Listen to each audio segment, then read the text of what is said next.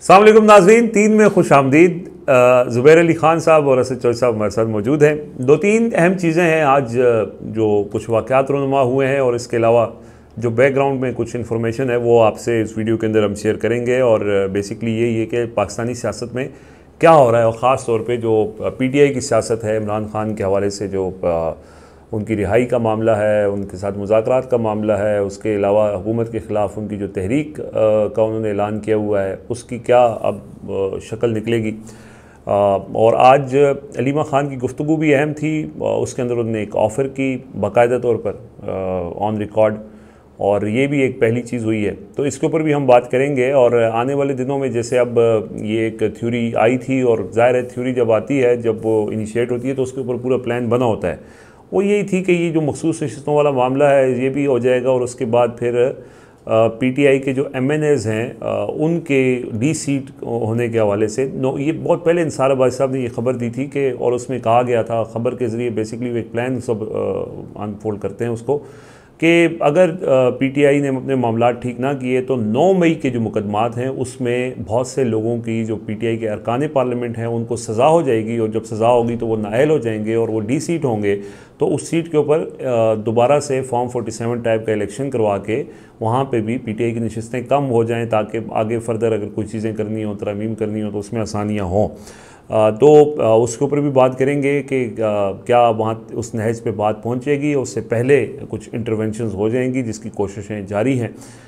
तो आगाज़ करते हैं जी। सबसे पहले आज की जो एक जो टॉप स्टोरी उसको यही समझ लें, अलीमा ख़ान साहिबा ने आज बेसिकली PTI ने इस्लामाबाद हाई कोर्ट के बाहर एक मुजाहरा किया था, और अगेन वही जैसे उनके केसेस नहीं लग रहे तो उसके लिए वो एक प्लेटफॉर्म बिल्ड कर रहे हैं कि हम अदालतों के पास जा रहे हैं, अदालतों में हमें नहीं सुना जा रहा, अदालतों में अगर हमें नहीं सुना जाएगा तो फिर हम सड़कों पे निकलेंगे, एहतजाज करेंगे। तो उसके लिए वो चीज़ें बिल्डअप हो रही हैं, और वहाँ पे आज लोग इकट्ठे हुए। वहाँ अली अमीन गंडापुर वज़ीर आला ख़ुद मौजूद थे। बड़ी सख्त उन्होंने गुफ्तगू की इस्टेब्लिशमेंट के हवाले से, जो उनका स्टाइल है। लेकिन अलीमा ख़ान की जो गुफ्तगू थी उसके अंदर उनका एक हिस्सा ये था कि उन्होंने कहा कि इस्टेब्लिशमेंट को इमरान खान से क्या मसला है, हमारे भाई से क्या मसला है। अगर आप समझते हैं कि वो कुछ दे सकता है तो आप बैठ जाएँ हमारे साथ और बताएँ कि हम क्या दे सकते हैं और क्या आप चाहते क्या हैं। आसान ज़ुबान में यही था कि बताएँ चाहते क्या हैं, कर लेते हैं, बात करते हैं।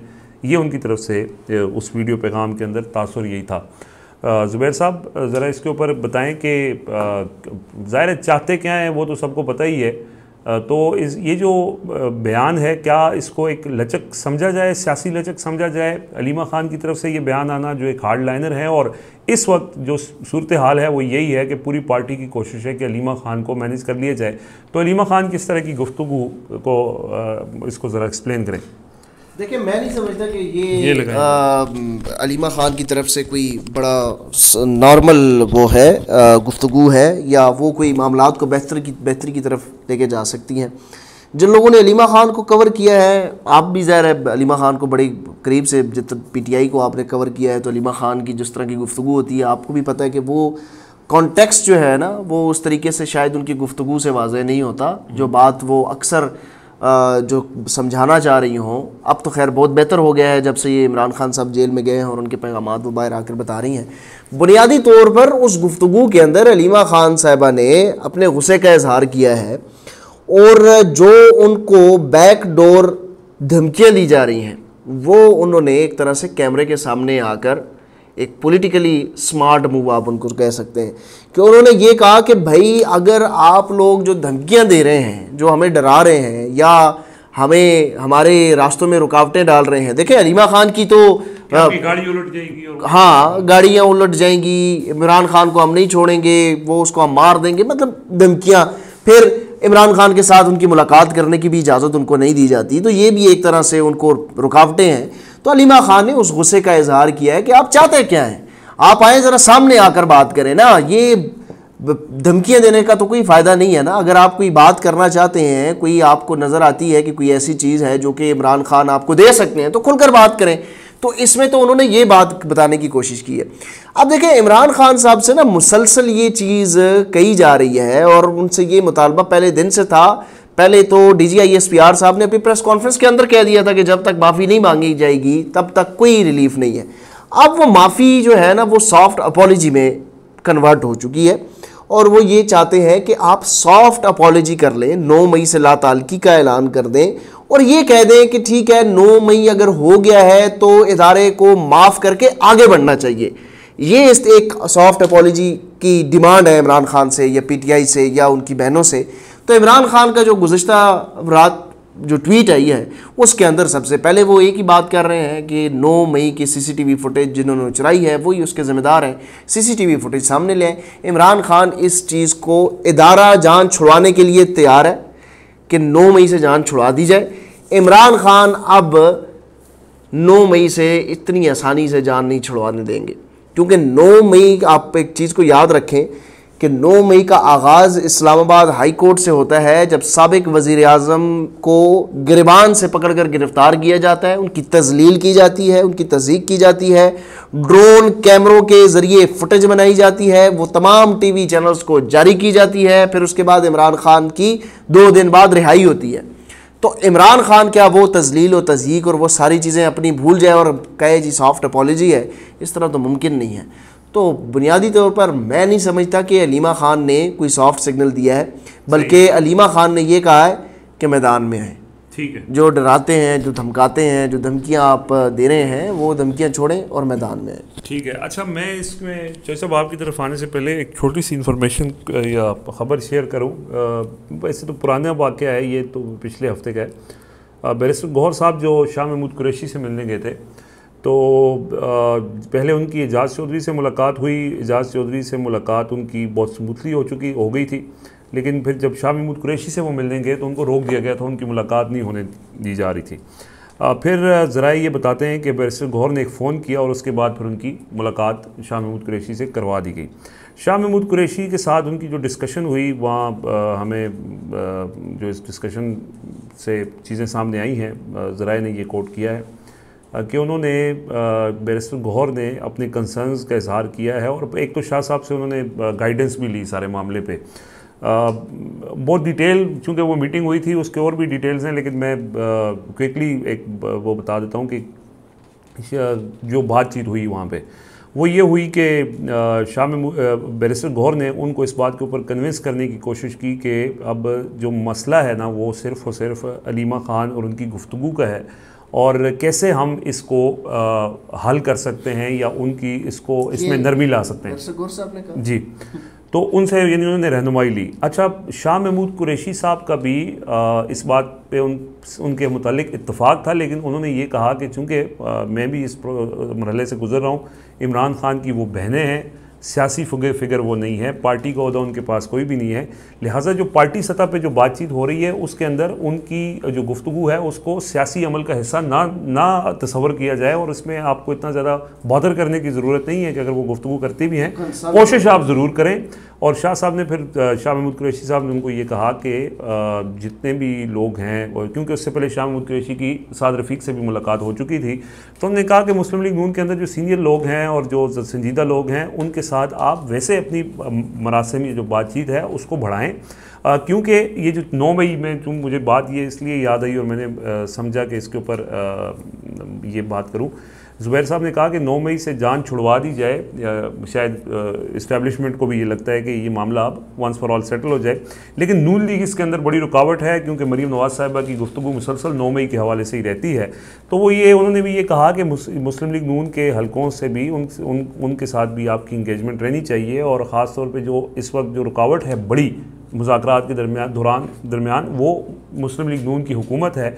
तो आप जो एक मुतालबा है कि हुकूमत के साथ इंगेज करें, आप हुकूमत के साथ ऑन रिकॉर्ड या बाकायदा कमेटियों में इंगेज ना करें, लेकिन बैक एंड पे आपके बराबते होने चाहिए और आपको उनको अपने मौक़िफ़ से आगाह करना चाहिए। खैर, उन्होंने कोई गिले शिकवे भी किए, उनकी बेटी भी वहाँ मौजूद थी शाह साहब के हवाले से कि पार्टी ने बिल्कुल ही तनहा छोड़ दिया और ये सारी चीज़ें हुई हैं, लेकिन बहरहाल ये गुफ्तगू उनके दरमियान भी हुई है और बैरिस्टर गौहर साहब जो है वो इस मिशन, फिर चौधरी परवेज़ इलाही से भी उनकी मुलाकात हुई, वहाँ पर भी चौधरी परवेज़ ज़रा ये बताते हैं कि चौधरी परवेज़ इलाही जो है वो उन्होंने ये कहा कि देखें हमने 2 साल 3 साल से ये मुसलसल हम लड़ाई लड़ रहे हैं, लेकिन लड़ाई जो है उसकी एक हद होती है और बाद लड़ाई एंड पे जाके बातचीत के ऊपर आती है। तो अब हमारी लड़ाई जो है वो इस हद तक हो गई कि आप एहतजाज करके 26 नवंबर को गोलियां तक खा ली उसके बाद अब कोई नतीजे की तरफ आना चाहिए और बातचीत के लिए कोई रास्ता निकालना चाहिए। तो पीटीआई के सदर समझे जाते थे Parvez Elahi, vice chairman Shah Mahmood Qureshi, chairman PTI जो इस वक्त हैं बैरिस्टर गौहर,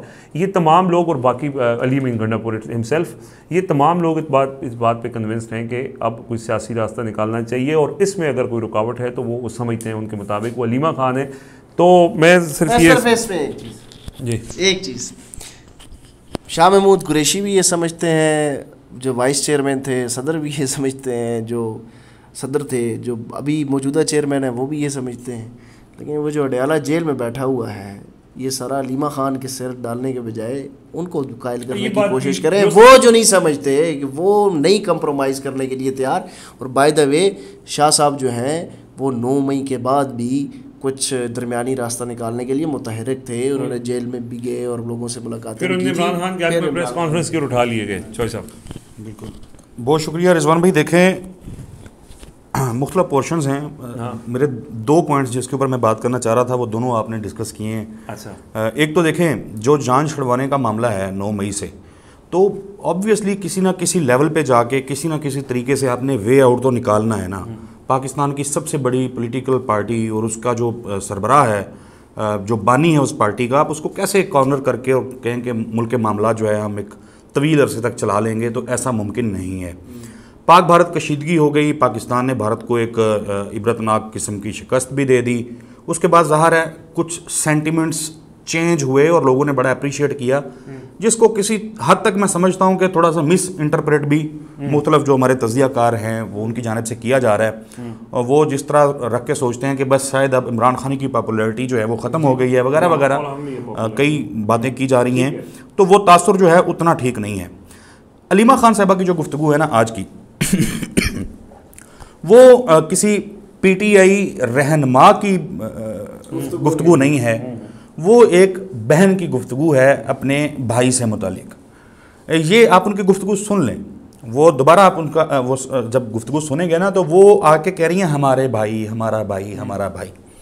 बहुत शुरू में जब इमरान खान जेल में गए तो मुख्तलिफ जो पाकिस्तान के मंझे हुए तज्जियाकार हैं, सहाफ़ी हैं, उनकी जानिब से ये बात की जा रही थी कि ये पार्टी जो है ये बाकायदा तौर पे बागडोर जो है अलीमा खान के हाथ में दे दी जाए। उससे वो लोग, उनका ये ख्याल था कि अलीमा खान चूँकि इमरान खान की बहन हैं तो वो अपने बहन से किसी तौर गद्दारी नहीं करेंगी, अपने भाई से गद्दारी नहीं करेंगी। अच्छा, बात किसी हद तक ये समझ में आने वाली है, उसकी पाकिस्तान की एक तारीख रही है। मुख्तलिफ जो ख़वातीन हैं वो आके मोहम्मद अली जिन्ना से लेके बेनज़ीर भुट्टो, बादशाह खान से होती हुई जी, एग्जैक्टली, बिल्कुल, मरियम नवाज भी, अब देख ले तो पीपल्स पार्टी के अंदर भी हमें वो चीज़ नज़र आती है। अच्छा, मुद्दा ये है कि चेयरमैन हैं बैरिस्टर गौहर। अब जो बात की ना आपने कि बैरिस्टर गौहर और शाह महमूद कुरैशी, यहाँ पे मुझे लगा शायद बात उतनी जस्टिफाई नहीं हो रही। अच्छा, शाह महमूद कुरैशी साहब जो हैं वो मफाहमत तो चाहते हैं, वो ये तो चाहते होंगे कि मफाहमत हो, वो ये भी चाहते होंगे कि सियासी हल निकल आए, लेकिन क्या वो इमरान खान के बयानिए की कीमत के ऊपर? तो ऐसा नहीं है। मेरा ख्याल है कि शाह महमूद कुरैशी साहब जो हैं वो इस सारी जो एक अरसा रहा है उसमें बड़े ज़बरदस्त तरीके से खड़े रहे हैं। उनके बेटे ज़ैन कुरैशी साहब, उनके ऊपर एलिगेशंस लगे और उसमें बहुत सारी चीज़ें हैं ऐसी, ज़ाहिर है सारी हमें नहीं पता होंगी, लेकिन सारा झूठ। उन्होंने गुफ्तगू की और कहा कि जी ठीक है उसके ऊपर इल्ज़ामात हैं, लेकिन उसको थोड़ा सा आप उस पे। लेकिन जो शाह महमूद कुरैशी की आप बात करें ना, तो मेरा नहीं ख्याल कि इतनी तवील अरसा जेल वो काटते अगर उन्होंने इमरान खान से या इमरान खान के नज़रिए और बयानिए से हट के कुछ करना होता। सर, लास्टली मैं ये कहना चाहूँगा, 10 जून को पेश होना है बजट। हाँ जी। पाकिस्तान तहरीक इंसाफ के फ़िलहाल आज के दिन तक जब हम बात कर रहे हैं तो अरकान असम्बली जो है सिंगल लार्जेस्ट पार्टी है इस वक्त पार्लियामेंट में। पीटीआई का जो वहाँ पे रोल होना चाहिए, ये तहरीक शहरीक के नाम के ऊपर जो याशियाँ लोगों की लगी हुई हैं और बिल्कुल मुंह के ऊपर टेप बांध के लोग बैठे हुए हैं और लगता है कि 2 ट्वीट कर दिए कि इमरान हमारा कायद है और उसके लिए हम तहरीक के लिए तैयार हैं, ये करने से हक अदा नहीं होता।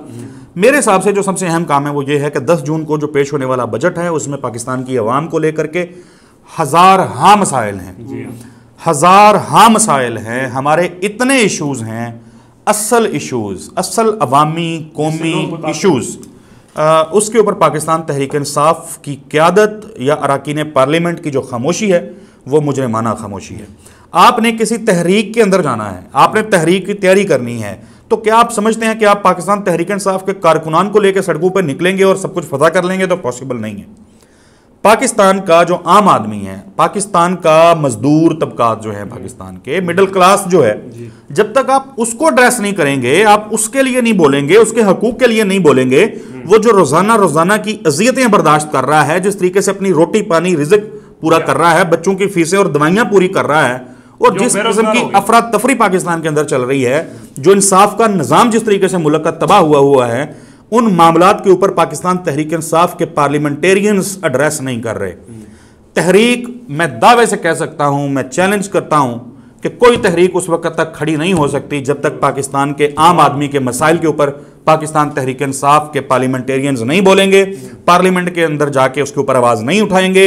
अभी तक देखें 10 दिन रह गए, 12 दिन, कोई वाइट पेपर आपने देखा? अभी ईद की छुट्टियां आ जाएंगी, कल यौम तकबीर है, वज़ार है, वो एक सिलसिला चलता रहेगा, उसके बाद ईद की छुट्टियां शुरू होने वाली हैं, फिर उसके बाद बजट अनाउंस हो जाएगा। कोई कंप्रीहेंसिव, कोई जामे गुफ्तगू हमने बजट के ऊपर नहीं देखी, कोई तजवीज़ हमने अभी तक पाकिस्तान तहरीक इंसाफ के सर नहीं। ये जुबैर साहब 80, 90, 100 जितने भी लोग मौजूद हैं, 50 भी यार लोग मौजूद हैं पार्लियामेंट में, बेनज़ीर के पास तो इतने भी नहीं थे, उन्होंने हुकूमत नहीं चलने दी थी, पार्लियामेंट के अंदर पता चलता था कि अपोजिशन मौजूद है। तो यार फॉर गॉड सेक आप जाके वहां पे तो बोलें, आप अपने अपने इलाकों के इशूज़ तो लोगों को बता दें, असेंबली के अंदर उठाएं, आपके लोगों को पता हो कि यार ये हमारे नुमाइंदे हमारी बात कर रहे हैं। तो मेरा कहने का मकसद ये है कि अडयाला जेल के बाहर जाके तस्वीरें खिंचवाने, सेल्फियाँ बनाने और टिकटॉक बनाने से बाहर आना पड़ेगा। पाकिस्तान तहरीक इंसाफ की जो संजीदा क़यादत है, जो संजीदा लोग हैं, उनको भी आगे आना पड़ेगा, और जो कौमी इशूज़ हैं उसके ऊपर सियासत करनी होगी, कौमी इशूज़ के ऊपर बात जो है वो करनी होगी, ताकि पाकिस्तान के आम आदमी को अपने साथ मिलाया जाए। लोग वोट देने आते हैं, लेकिन लोग जो है एहतजाज के लिए बाहर नहीं निकलते। लोग एहतजाज के लिए बाहर नहीं निकल सकते हैं। कब निकलेंगे? जब उनको इस चीज़ की गारंटी मिलेगी कि ये हमारे नुमाइंदे जो हैं ये हमारी बात भी करते हैं, हमारे इशूज़ भी इन काबिल कदर हैं कि ये उनको लेकर के चलें। अलीमा खान की गुफ्तगू जो इसमें उन्होंने कहा लास्टली, एक आखिरी चीज़, कि हमें एक्सीडेंट की धमकियाँ मिल रही हैं, ये गैर मामूली स्टेटमेंट है, ये कोई छोटा स्टेटमेंट नहीं है, ये बड़ा अफसोसनाक स्टेटमेंट है। मुस्लिम लीग नून को मेरा नहीं ख्याल, मैं नहीं समझता, मैं इस चीज़ पे कायल हूँ कि मुस्लिम लीग नून को कोई परवाह नहीं है कि उनकी क्या रेपुटेशन जो है पाकिस्तान की नई नस्ल के सामने डेवलप हुई है, और किस नज़रिए से, किस आईने के अंदर लोग इनको देखते हैं, जब मुस्लिम लीग नून को किस अंदाज में देखते हैं और सोचते हैं, क्या ख्यालात हैं, मुझे बताने की ज़रूरत नहीं है, नून लीग को ज़रूर पता होगा, लेकिन इसकी तहकीकात होनी चाहिए कि ये धमकियाँ क्यों मिल रही हैं। माजी में मरीम नवाज़ को भी मिलती थी, कहा गया था स्मैश कर देंगे। ख्वाजा आसिफ के बारे में भी मुख्तलिफ बयान देते रहे, वो जो मेमन साहब बाद में नून लीग के अंदर शामिल हो गए थे। तो ये इस किस्म के स्टेटमेंट्स लाजमी नहीं है कि सिर्फ अपोजिशन के अंदर होते हुए ही आपने देखना होता है। आपकी सियासी क़यादत है, पाकिस्तान तहरीक इंसाफ के बानी जो हैं, उनकी बहन को अगर कोई धमकियाँ मिल रही हैं तो मेरा ख्याल है हुकूमत को इस पे आंखें बंद करके नहीं बैठना चाहिए, क्योंकि इक़्तिदार जो है वो सदा रहने वाला नहीं है। बिल्कुल ऐसा ही है। और इसमें वैसे मैं आ रहा हूँ मैं बस आपकी कंक्लूजन की तरफ से इस बात को मैं ऐड करते हुए, देखिए एक चीज़ जो ज़ाहिर राय है, ज़रूर नहीं है लोगों से इत्तेफाक करें, लेकिन जो पॉलिटिक्स है ना जी, सियासत, उसके अंदर सारी सियासत सिर्फ इक़्तिदार में नहीं होती, अपोजिशन भी उसी सियासत का हिस्सा होता है, और अपोजिशन बहुत इंपॉर्टेंट हिस्सा होता है। हाँ, सो वो चीज़ जो है वो लैक हो रही है, और ये बड़ी बदकिस्मती की बात है। जी जी जी। और वो चूंकि आपने तस्करा किया था मखसूस नशिस्तों का, तो मखसूस नशिस्तों के मामले पे तो लोग, ज़ाहिर है वसीम मलिक साहब इसके ऊपर बड़ा ज़बरदस्त तरीके से बता रहे होते हैं। इसमें मेरी सिर्फ एक राय है, छोटी सी 20 सेकंड की राय है। पाकिस्तान तहरीक इंसाफ ने जितना वोट लिया था, जिस तरीके से लोग वोट देने के लिए बाहर निकले थे, क्या वो सारी सीटें पीटीआई को मिल गई? नहीं। तो जो वोट के जरिए सीटें पाकिस्तान तहरीक इंसाफ को नहीं मिली, वो कागजी कार्रवाइयों के बाद कैसे मिलेंगी? और अगर सीटें देनी ही होती तो फिर ये जस्टिस याहिया खान और जस्टिस अमीनुद्दीन खान को क्यों लाया जाता? क्या उनको सीटें देने के लिए लाया गया? ये तो वक्त का ज़िया है कि सुप्रीम कोर्ट के ऊपर गुफ्तगू करें। वो उन जजेस से बड़े मुअज़्ज़ज़ हैं, लेकिन जजेस की बात नहीं करते। चले हम अदालती निज़ाम की बात, अदालती निज़ाम के ऊपर तो बात हो सकती है ना, जजेस के ऊपर इंडिविजुअली बात नहीं कर सकते। ये दीगर सियासी जमातें हैं जो ये सीटें मांग रही हैं, क्या इनकी कोई शर्म हया और इंटेग्रिटी नाम की चीज़ नहीं है? नहीं, वो ये तो वही बात होगी ना कि वो शर्म हया तो ख़त्म हो गई है ना जी जो साहब, कौन सी शर्म हया, अब रेपुटेशन तो ख़त्म हो गई है। सिर्फ अदालती निज़ाम के ऊपर यही बात करें कि ये बांझ है, ये हमारा अदालती निज़ाम बांझ है, इससे किसी चीज़ की आप तवक्को ना करें। बाकी जो इस वक्त बजट की बात हो रही थी, इतने गलत आदाद व शुमार हुकूमत इस वक्त पेश कर रही है, इतने गलत आदाद व शुमार पेश कर रही है, सिवाय शहबाज राना के कोई बंदा जो है ना अपोजिशन का नज़र ही नहीं आ रहा। इस वक्त अपोजिशन तो एक शहबाज राना नज़र आ रहा है कि वो अपोजिशन करता हुआ, और कुछ भी नहीं तो कम अज़ कम शहबाज राना की स्टोरी पढ़ के प्रेस कॉन्फ्रेंस कर दें। शेख वकास अकरम साहब, फिर आप कहते हैं जी मैं तो इस्लामाबाद में बैठा हूँ। मसला इस्लामाबाद में बैठना नहीं है, आपकी प्रेजेंस फील होना भी है। आप इस्लामाबाद में बैठें या पेशावर में बैठें या मेरी तरफ से न्यूयॉर्क में बैठें, हमने तो खबर देनी है, फिर आप नाराज़ हो जाते हैं। मसला ये है कि आप ग्राउंड पे नज़र आएँ और कुछ ना करें। बजट के दिन हैं, बजट के दिनों में शहबाज राना की स्टोरियाँ पढ़ लें, मेहताब हैदर की स्टोरियाँ पढ़ लें और वो उस पर प्रेस कॉन्फ्रेंस कर लें। इसमें मैं एक छोटा सा कमेंट ये करना चाहता हूँ ज़ुबैर साहब, मैं पंजाब का रहने वाला हूँ, तो पंजाब में रहते हुए जब आप पीटीआई को देखते हैं तो मेरे नज़दीक, अच्छा मैं ये बात बड़ी ईमानदारी से कह रहा हूँ कि मुझे जो सबसे ज़्यादा एक्सपेक्टेशंस थी ना वो थी भी और हैं भी, वो हैं हमाद अज़हर साहब से जी। एक तो की यानी वो एक फिगर थे पीटीआई के, फेस ऑफ पीटीआई थे, बड़ा ज़्यादा हम लोग उनको रेट करते थे। नहीं, जो सीधी बात है, उनके ऊपर जो मुश्किलात हैं वो लाहौर नहीं जा सकते, उनके बूढ़े वालिद के साथ जो कुछ हुआ वो सारा कुछ उसकी एक हिस्ट्री अपनी जगह पे। बट मैं ज़ाती तौर पे, पता नहीं गलत भी हो सकता हूँ, मैं एक्सपेक्ट ये करता था और करता हूँ कि बजाय इसके कि वो ओहदा छोड़ने के बाद खामोशी से बैठ गए और कोई बातचीत नहीं है, वो ये वजारतें देखते रहे हैं बड़ी क्लोजली, इन चीज़ों को देखा है, तो फाइनेंस के मैटर्स के ऊपर एटलीस्ट वही ट्वीट करके ही बता दें यार इस कौम के साथ क्या हो रहा है। अच्छा, वो बीच में उन्होंने एक आध दफ़ा ये सिलसिला शुरू किया था, वो मुझे नहीं पता क्यों रुक गया। और मैं आपको सिर्फ इस हवाले से बताऊं कि इमरान खान अगर उनका रब्ता होता ना तो अभी तक पिछले 20 दिनों में कम से कम 15 प्रेस कॉन्फ्रेंसें हमाद अज़हर या उनकी माशी टीम यार, और तो कुछ भी नहीं। वो हमारे असद उमर साहब जो है ना, वो पहले तो 3 का हर व्लॉग जो है प्रोग्राम देखते थे, पता नहीं आजकल देखते हैं या नहीं देखते, क्योंकि जट साहब नहीं है तो उनकी मोहब्बत भी ज़रा जट साहब के साथ थी।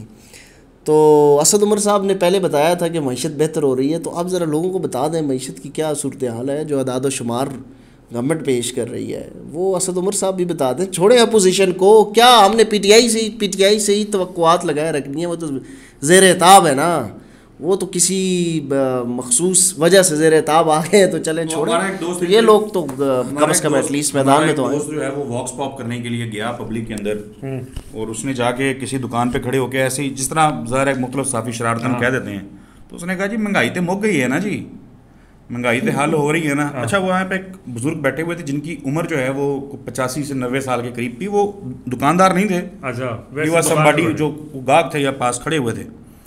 ये बात सुन के वो ना सिर्फ मुश्तल हो गए, वो इधर उधर देखें कि कोई चीज़ पकड़ें और इसको मारें। उसको कहता है तुसी को खुदा दा खौफ नहीं कर दे यार, तुसी ना झूठ बोलन रहे हो, चीनी 185 रुपए दी में लईए, ठीक है। तो गरीब आदमी जो है ना वो हुकूमती अदद-ओ-शुमार को नहीं देखता, वो देखता है कि चीनी कितने रुपए किलो मिल रही है या घी कितने रुपए किलो मिल रहा है, क्योंकि मजदूर जो है उनके लिए तो 2 वक्त की रोटी जो है वो मुश्किल हो गई हुई है।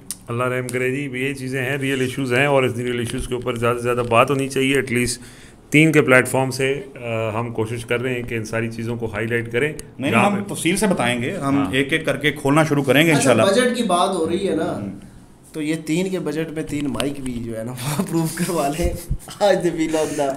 ये बस इस वक्त जो पाकिस्तान के ख़जाने की जो हालात हैं, ओवरऑल वही हालात जो हैं वो इधर भी हैं शायद इस वजह से इस बजट में भी जो है मुझे कोई रिलीफ मिलता नजर नहीं आ रहा। ज़ाहिर है वो नाजरीन जो है वो मैं अक्सर देख रहा होता हूँ कमेंट्स ज़्यादा माइक्स के हवाले से आते हैं, लेकिन ज़ाहिर है वो अल्लाह का शुक्र है, लेकिन बेरोज़गारी जो है वो बड़ी बुरी चीज़ होती है, तो समझा करें। अब तक के लिए इजाज़त दीजिए, अल्लाह हाफ़िज़।